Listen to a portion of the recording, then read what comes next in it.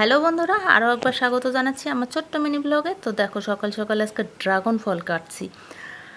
তারপরে হচ্ছে সকালের খাবার খেয়ে সবাই সবার জায়গা মতো চলে গেছে। আমিও স্কুলে মেয়েকে দিয়ে এসে ড্রাগনটা খেয়েই তারপরে আমার কাজে লেগে পড়লাম। আর আগে নিরামিষটা রান্না করে নিচ্ছি। এই নিরামিষ রান্নাটা করে রেখে তারপর স্কুলে যাব। স্কুল থেকে মেয়েকে কিন্তু নিয়ে আসলাম। এখন এই যে আমাদের জন্য একটু আমিষ মসুর ডাল করতেছি, সাথে একটু বড়া বানাবো। আজকে কিন্তু মাছ মাংস ডিম কিচ্ছু রান্না করব না এই বেলা।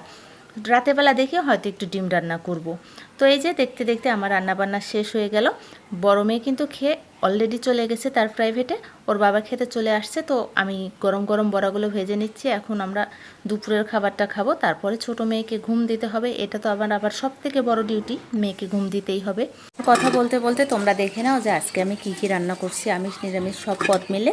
এই যে আমার বরের প্লেট সাজানো হচ্ছে, এখন আমরা খাওয়া দাওয়া করব। আর কেমন লাগলো আজকে মিনি ব্লগটি সবাই আমাকে কমেন্টে অবশ্যই জানিয়ে।